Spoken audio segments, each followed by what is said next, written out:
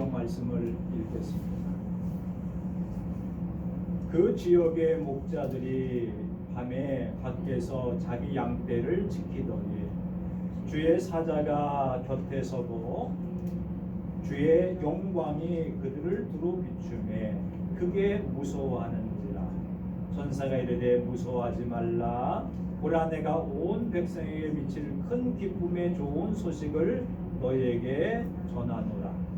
오늘 다윗의 동네에 너희를 위하여 구주가 나셨으니 곧 그리스도 주시니라. 너희가 가서 강보에 쌓여 그 위에 누워있는 아기를 보리니 이것이 너희에게 표적이니라.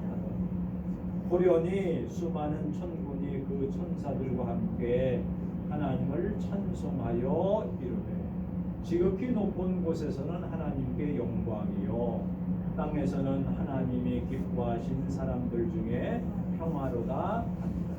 천사들이 떠나 하늘로 올라가니 목자가 서로 말하되 이제 베들레헴으로 가서 주께서 우리에게 알리신 바 이 이루어진 일을 보자 하고 빨리 가서 마리아와 요셉과 그 위에 누인 아기를 찾아서 보고 천사가 자기들에게 이 아기에 대하여 말한 것을 전하니 듣는 자가 다 목자들이 그들에게 말한 것을 놀랍게 여기되 마리아는 이 모든 말을 마음에 새기어 생각한다.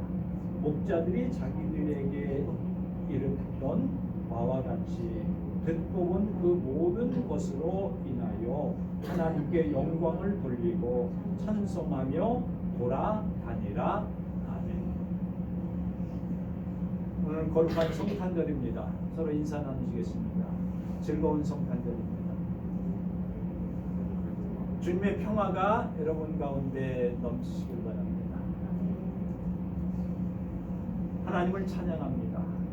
하늘은 영광이요 땅에서는 기뻐하심을 입은 사람들 중에 평화로다는 말씀처럼 우리가 예수 그리스도의 탄생을 축하하면서 감사하면서 하나님께 영광을 돌릴 뿐만 아니라 우리에게는 참으로 평강과 위로가 넘치시는 놀라운 은혜가 이 성탄절을 맞이하는 사랑하는 성도들 마음속에 충만하시기를 주님의 이름으로 축원합니다.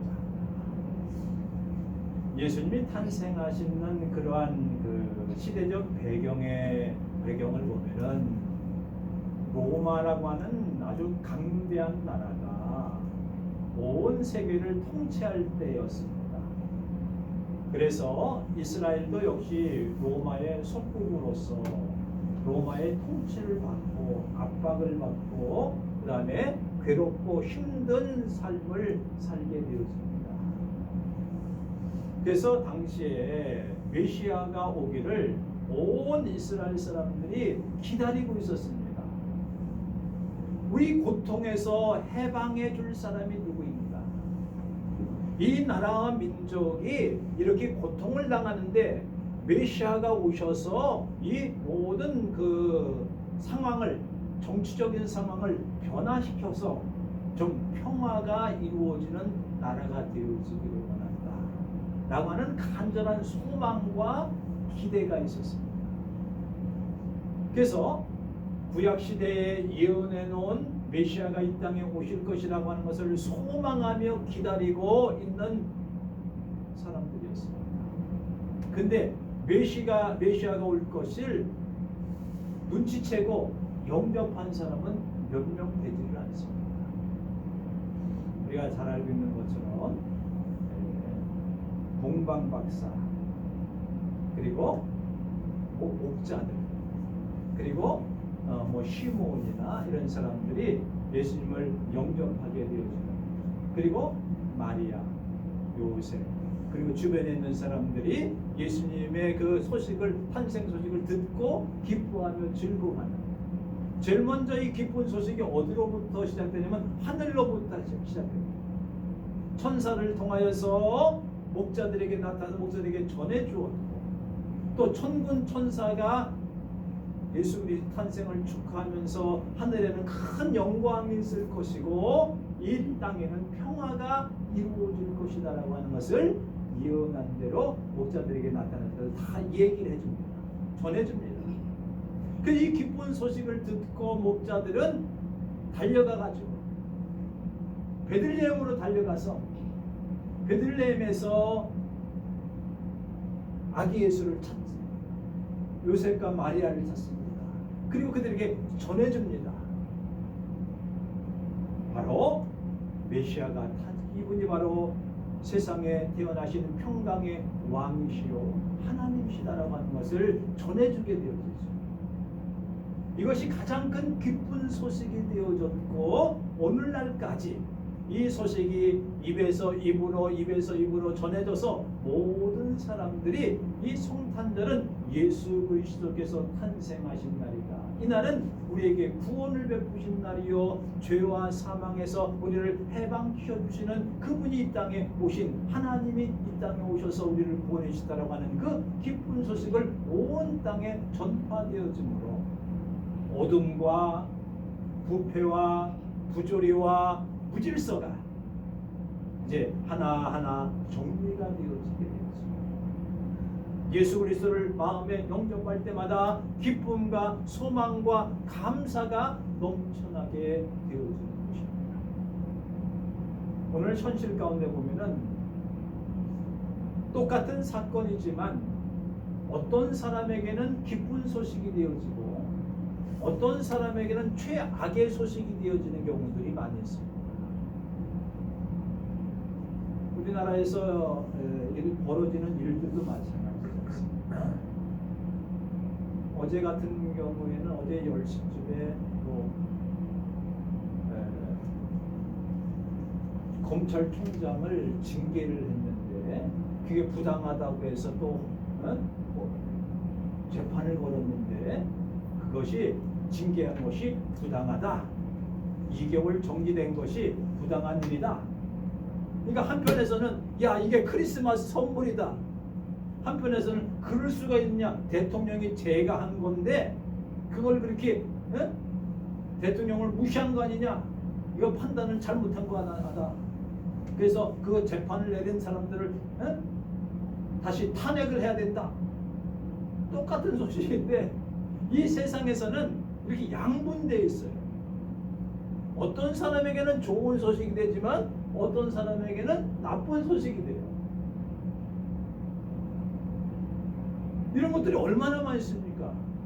근 1년 이상 그런 그 정경심 그 재판 같은데도 어떤 사람은 야, 잘 됐다. 법이 살아있다. 어떤 사람은 너무하다. 이거 정치적인 게 이건 이러면 안 된다. 라고 하는 두 편을 자꾸만 갈라놔요. 그래서 서로 불화하고 싸웁니다.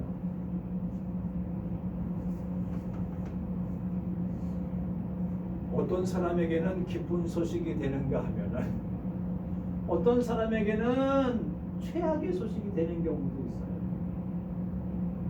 그런데 예수 그리스도의 탄생의 소식은 모든 사람에게 기쁜 소식입니다. 왜? 인간에게 있어서 해결할 수 없는 문제들이 있습니다. 뭐가 해결할 수 없습니까? 코로나19 해결할 수 있습니다. 벌써 파이자, 모더나, 어쩌고 저쩌고 하는데 얀센 이런 데서 막 개발을 해요. 그래서 앞으로 이제 백신을 맞고 또 치료제도 나올 것이고 그러면 이제 전염병이 해결이 돼요. 우리나라는 내년 말이나 맞을 것 같다고 그러는 얘기들이 있습니다만은 언제 맞을지 아무도 모르죠. 계약서를 봐야 알지 않습니까? 확보해 놨다는 건 뭐예요? 계약서에 언제 들어온다라고 하는 것을 봐야 되는데 확보는 해놨다고 그래요.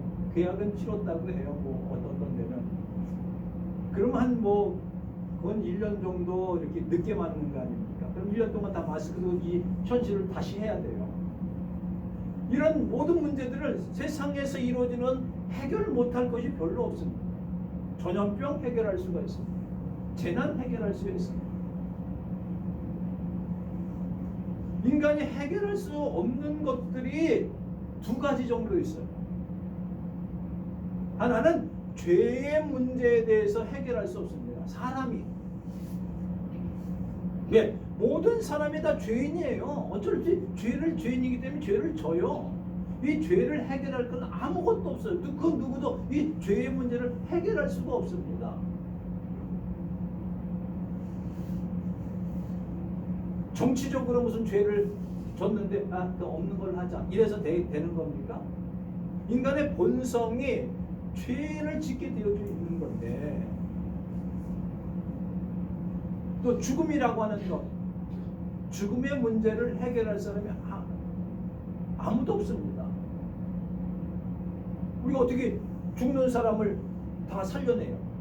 이런 거 없습니다. 근데 예수 그리스도는 이 죄와 죽음이 돼서 해결해 주셨습니다. 물론 거기에는 우리 육신은 흙으로 돌아가고 영혼의 구원을 얘기합니다만은, 죄와 사망에 대해서 이거를 유일하게 해결해 줄 수 있으신 분은 예수 그리스도밖에 없습니다. 그래서 기쁜 소식이에요. 뭐 좀 자녀가 잘 돼서 기쁘다, 뭐가 승진돼서 기쁘다, 대학 합격해서 기쁘다, 뭐 어디 이래서 기쁘다, 이런 기쁜 소식이 아닙니다. 예수 그리스도 이 땅에 오신 것은 구원자로서 오신, 예수라고 하는 이름 자체가 뭡니까? 죄인들을 구원한다라고 하는 것이에요. 예수. 구세주라고 하는 뜻이에요. 그리스도, 기름을 부었다라고 하는 거예요. 치유하시는 분일 뿐만 아니라 우리를 다 성령의 기름으로 부으셔서 우리로 하여금 영혼과 육신을 치유하고 구원하시는 분입니다. 우리가 교동문을 읽었습니다마는 평강의 왕이시다.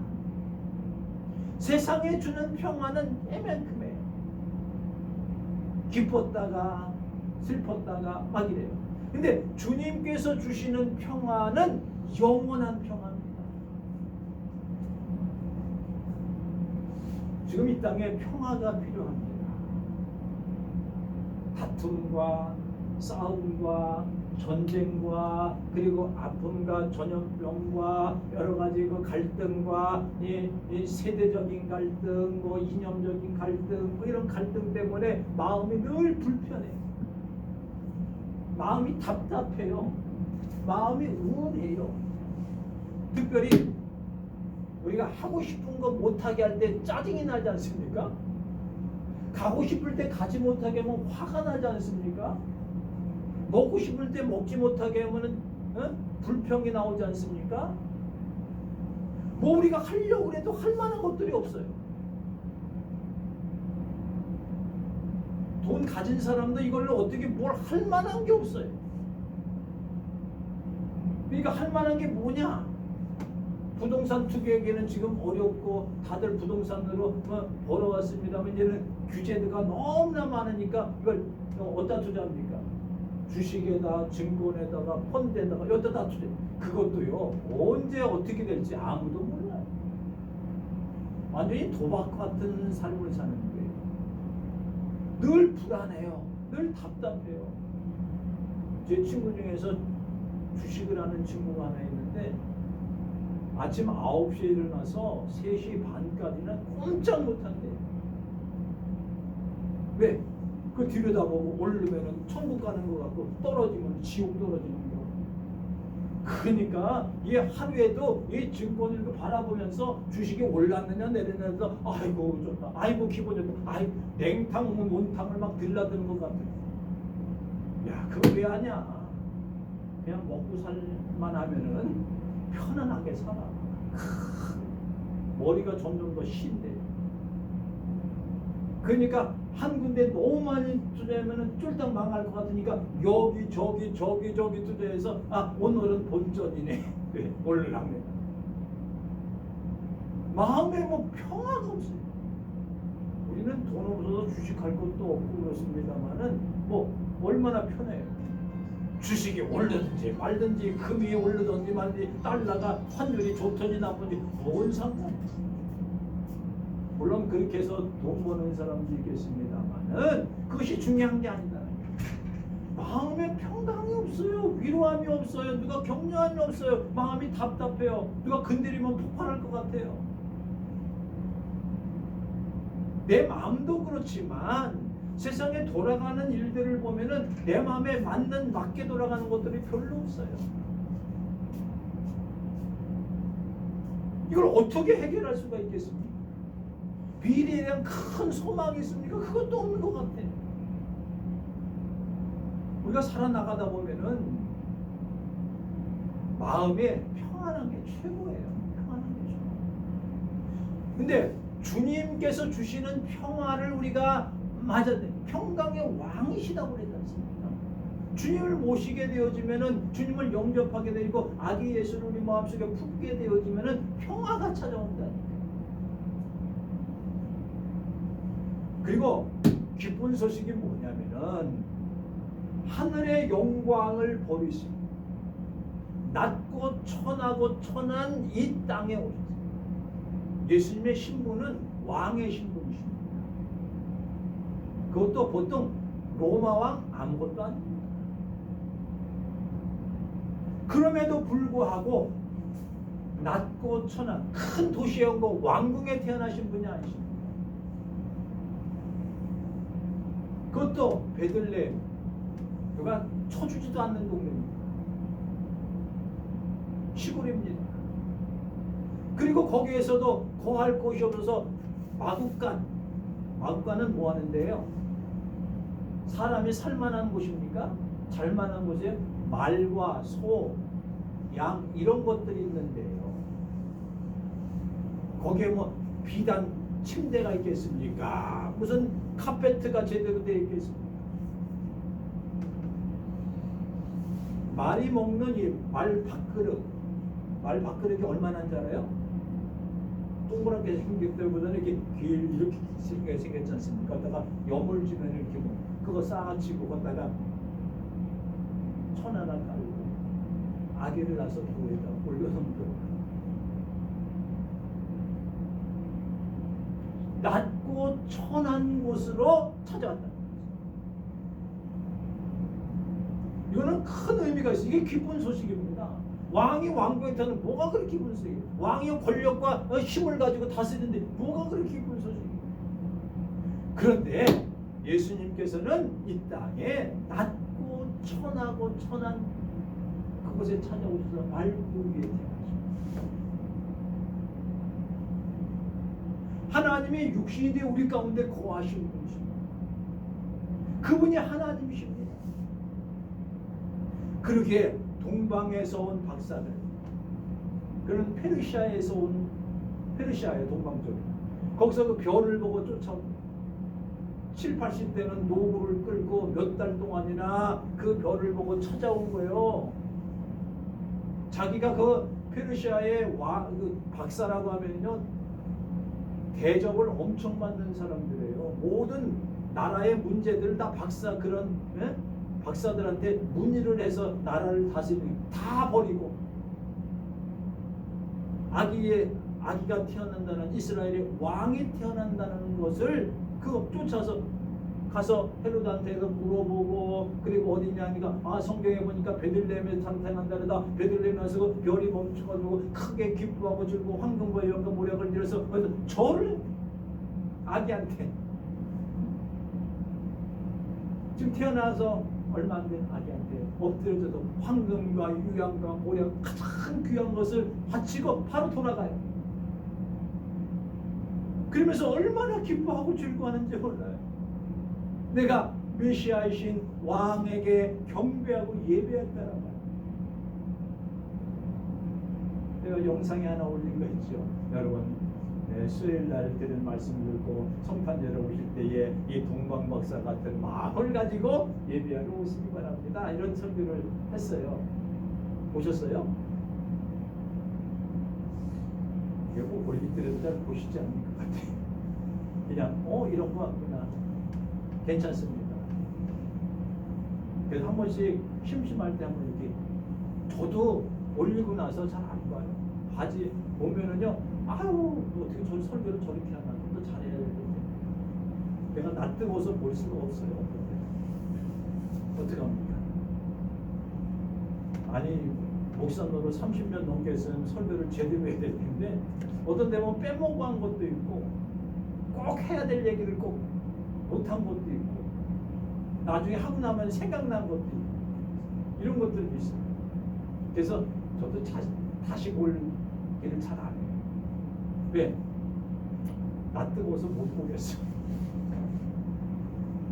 그렇지만 그 메시지가 있지 않습니까? 동방마사 그런 마음을 가지고 주님 앞에 나오라.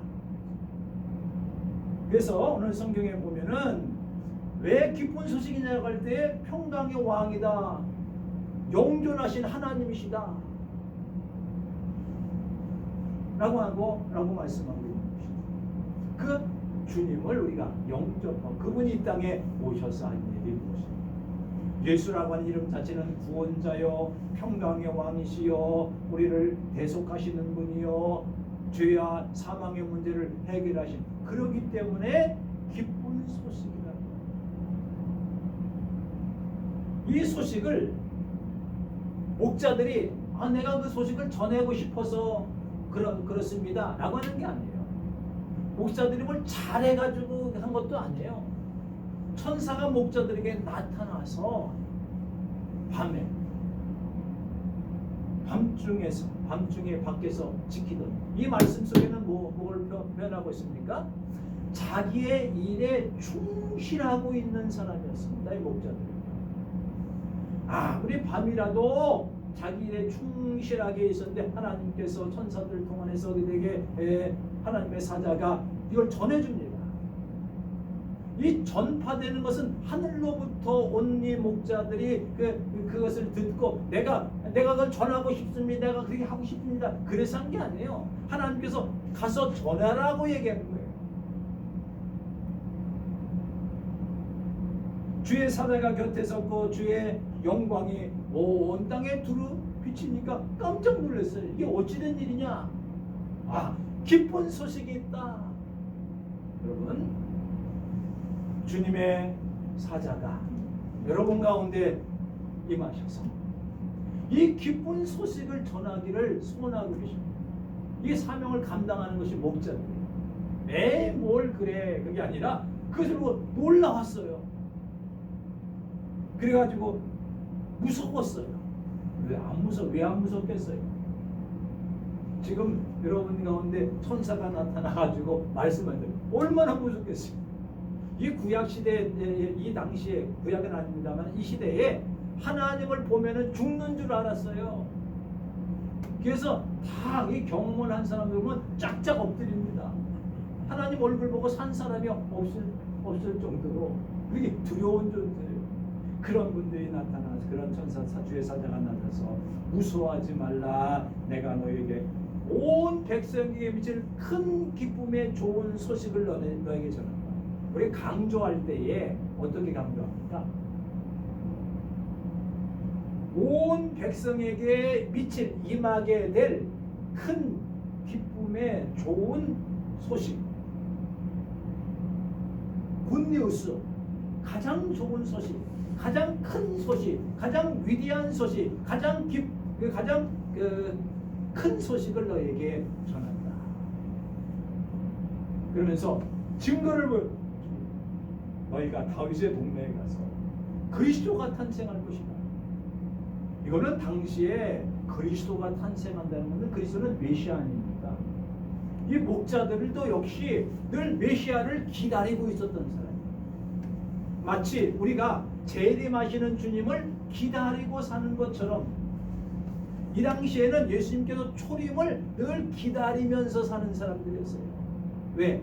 그 시대적 상황이 암울한 시기였기 때문에, 어둠의 시절이었기 때문에 빛이 오기를 기다리듯이 메시아가 오기를 기다리는데 천사들이 나타나서 메시아가 탄생할 것을 주의 사자가 전한 거예요. 그러면서 증거를 보여주는 거예요. 너에게 표적을 보여주겠다. 표적이 뭐냐? 가봐라. 거기에는 강보에 쌓여 누워있는 아기를 보게 되니 너에게 표적이다. 딱 지정해 줬어요. 내가 베들레헴 다윗 동네에 가서 말 구유에 아이 강보에 쌓여 있는 아기를 보리니. 그러니까 이 목자들이 어디를 찾아갔겠어요? 마구간마다 다 돌아다녔을 거 아닙니까? 네, 구유에 쌓인 아기입니다. 거기서 예수님을 만나게 되었는데 또 갑자기 천사들이 나타나서 하늘에는 영광이요 땅에는 평안하고 선포하는 것을 또 들었어요. 너무나도 영광스러워요. 그래가지고 막 달려가가지고 그 말발구의 말 밖으로 속에 있는 강보에서 있는 아기와 마리아와 요셉에게 그 소식을 전하게 되어집니다. 그러니까 거기 있는 모든 사람들이 깜짝 놀랐어요. 메시아가 이 말구유에서 탄생하시다니. 근데 마리아는 그 마음속에 이것도 중요합니다. 마리아는 이 모든 말을 마음에 새기어 생각하니라. 왜 이렇게 쓰게? 천사들 통해서 가브리엘 천사를 통해서 이미 전달함을 받았잖아요. 너에게서 잉태할 것이다. 이건 성령으로 잉태할 것이다. 두려워하지 마라. 그러니까 계집 종이오니 주의 분부대로 따르겠습니다. 주의 뜻대로 따르겠습니다. 주의 여종이 말씀대로 내게 이루어지다라고. 그리고 자기가 어떻게 아이를 잉태한 것을 알기 때문에 벌써 그것을 마음에 새겨. 다른 사람 깜짝 놀랐는데 그 마리아는 마음에 새기고 있었다. 이렇게 표현하고 있습니다. 진짜 이 목자들이 가서 보니까 말 구유에 있는 거예요. 표적을 확인하고 보고 아 맞아. 주의 사자가 말한 것이 바로 이곳이었구나. 이 목자들은 이 기쁜 소식을 그 말구유에 있는 모든 그 막가는 사람들에게 전하게 되어졌고 기쁨과 즐거움으로 감사하면서 주님의 탄생을 축하하게 되어지는 것입니다. 그리고 하나님께 영광을 돌리고 찬송하면서 돌아간다라고 합니다. 우리는 여기서 이 성탄절을 맞이하면서 목자들처럼 주님께서 우리에게 주신 말씀이 있어요. 내가 다시 오마, 다시 올 것이다. 다시 와서 너희를 구원할 것이고 너희들의 백성들이 상복을 주시고 너희들 천국으로 인도할 것이다. 내가 먼저 가서 천국을 예배해 놓았다. 내가 다시 올 것이다 라고 하는 주님을 기다리는 이 소식을 우리가 들은 사람들이 누구처럼요? 목자들처럼. 그럼 우리 목자들이 이런 말씀을 들었으면 어떻게 해야 됩니까? 우리가 아 그래? 그걸 가만히 있으면 되겠어요? 아니잖아요. 목자들처럼 이 말씀을 내가 들은 말씀을 성경을 통해서 들은 말씀을 온 세상에서 전파하는 것이 우리의 사명이에요. 이 성탄절의 의미도 그런 것입니다. 그리고 우리 마음에 어렵고 힘들고 고통과 어려움과 스트레스와 답답하고 괴롭고 짜증나고 불평과 불만이 세상 모든 흑암 속에서 희망이 없고 소망이 없다고 할 때에 예수 그리스도를 영접함으로 우리 마음에 소망을 가지고 평강을 가지고 기쁨을 가지고 감사함을 가지고 하나님의 영광을 돌리는 삶이 되어져야 한다. 동시에 늘 어디에 가나 하나님 앞에 영광을 돌리고 우리에게는 참 평화와 기쁨이 넘쳐나기를 주님의 이름으로 축원합니다. 기도하시겠습니다. 하나님 아버지 은혜와 사랑